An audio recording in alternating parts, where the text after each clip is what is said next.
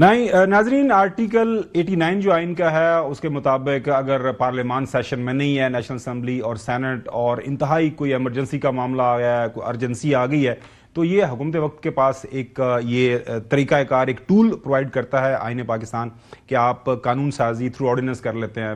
Government جو ہے ordinance بھجواتی ہے صدر پاکستان کو کہ یہ معاملہ ہے تو اس کے اوپر ہمیں قانون سازی چاہیے امیڈیٹلی، تو صدر پاکستان اس کے اوپر سائن کر دیتے ہیں اور اس میں کوئی پرابلم نہیں ہوتی. لیکن یہ معاملہ آپ کے سامنے ہے. اب اخبارات نے بھی، چونکہ یہ معاملہ وہی ہے جرنلزم والا کہ یہ کتے نے بندے کو نہیں کاٹا، یہ بندے نے کتے کو کاٹا ہے، اس لیے بڑی خبر ہے. سو اخبارات کے اندر اس کو شاید سرخی طور پر لیا گیا. یہ دنیا نیوز، صدر کی منظوری کے بغیر جاری آرڈیننس واپس. اس کے بعد پھر آپ دیکھ سکتے ہیں ایکسپریس کے اندر بھی خبر اسی انداز سے کور ہی ہے، انگریزی اخبارات نے بھی اس کو اسی انداز سے لیا ہے. حسن ایوب صاحب، سب سے پہلے میں آپ کے پاس آتا ہوں کیونکہ آپ کے ذرائع چونکہ کافی زیادہ ویل انٹرینچڈ ہیں.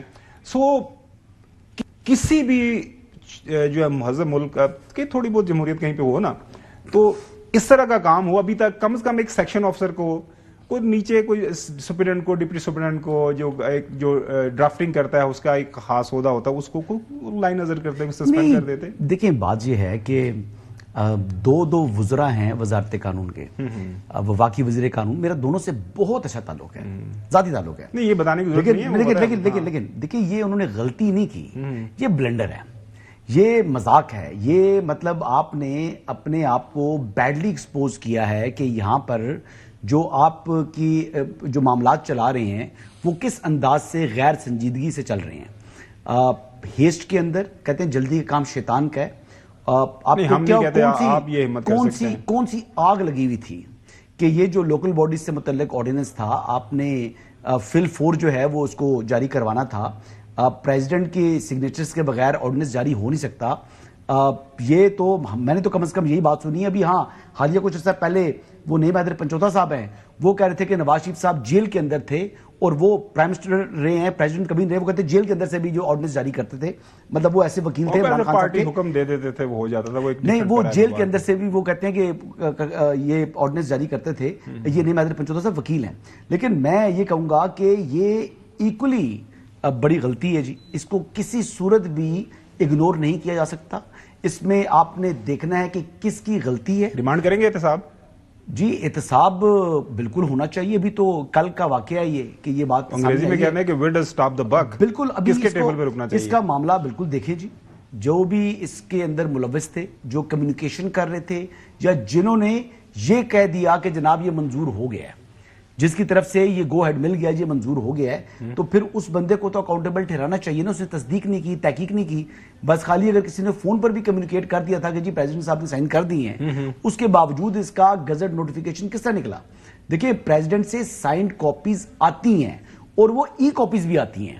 ایسے نہیں ہے کہ بالکل ہی جو ہے وہ. اور ویسے بھی کتنا فاصلہ ہے جی پریزیڈنسی کے اندر، اور یہ دیکھ لیں کہ آپ اسمبلی کے اندر دیکھ لیں، یہ ساتھ ساتھ ہی ہیں. واک کر کے بندہ جا سکتا ہے، 4 منٹ بھی نہیں لگیں گے، واک کر کے آپ پہنچیں گے. تو یہ سارا ایشو جو ہے یہ اس طرح اس کو اگنور نہیں کر سکتے، کبھی بھی نہیں کر سکتے. اور میرے خیال کے مطابق آئی ول ریکویسٹ اعظم نذیر تارڑ صاحب کو بھی کہ خود احتسابی کریں جی وزارت قانون کے اندر بھی، جہاں سے یہ غلطی ہے یہ معاملہ کو جو ہے سارٹ آؤٹ ہونا چاہیے. چودھری غلام حسن صاحب، جلدی کا کام شیطان کا میں نہیں کہہ رہا، محترم حسن ایوب صاحب کہہ رہے ہیں. اور ساتھ میں جو سب سے بڑا مسئلہ یہ ہے نا کہ چوہدری صاحب بقول شخص مبینہ طور پر جو خبر ہے اس کے مطابق یہ کوئی کام ایسا نہیں ہوا کہ جی کسی کو پتہ نہیں تھا. ایسا ہو نہیں سکتا کہ ایک جو آرڈیننس پہلے بنا، پرپوز ہوا، پھر اس کو فارورڈ کیا گیا، اس کے بعد پھر اس کی ترسیل لا منسٹری سے تھرو پارلیمان صدر پاکستان کے پاس، صدر پاکستان سے پھر واپس، اس کے بعد گیزٹ آف پاکستان کے اندر نوٹیفیکیشن ہو جانا، اور اس کے بعد یہ کہنا کہ وہ پتہ نہیں چلا، کچھ پینڈنگ تھے شاید ان کے اندر، یہ بھی آرڈیننس چلا گیا. میں لا منسٹر صاحب کو دوبارہ سنوانا چاہوں گا.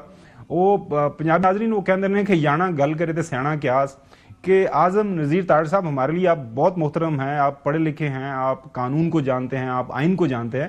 کم از کم کوئی بندہ بہانہ ہی کو سیدھا بتا دیتا ہے کہ بھیا یہ ہو گیا، ہمیں پتا تھا کہ یہ ہو گیا، یا اس کے پیچھے کوئی اور بھی کوئی لاجک ڈھونڈی جا سکتی تھی، لیکن یہ لاجک کو سمجھ نہیں آ رہی. نوید کنور صاحب میری بات تو سن لیں سر.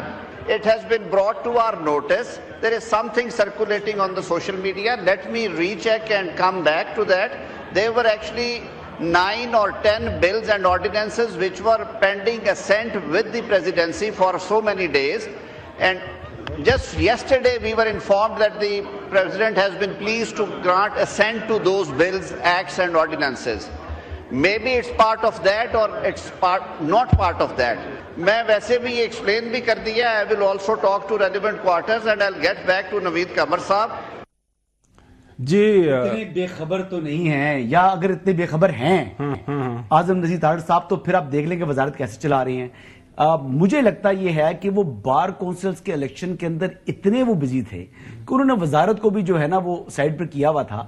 وہ دیکھیں نا, آج وہ پاکستان بار کونسل کے وائس چیئرمین کا انہوں نے اپنا جو ہے انڈیپینڈنٹ گروپ نے بنا لیا, تو میرے خیال سے ترجیح ان کی چلیں سارے کام کریں, حسن لے کر یہ کام تو کرنا. چودھری غلام حسین صاحب, مطلب آپ نے بنا لی ہے, آپ کو وزارت قانون بھی ہے تو اس کو بھی ترجیح دیں جی. چودھری غلام حسین صاحب ماشاءاللہ, میں بار بار یہ لوگوں کو یاد دہانی نہیں کروانا چاہتا کہ آپ کے پاس کتنا تجربہ ہے, آپ نے کتنی حکومتیں دیکھی ہوئی ہیں, کس کس کے ساتھ آپ کی یاریاں دوستیاں نہیں ہیں.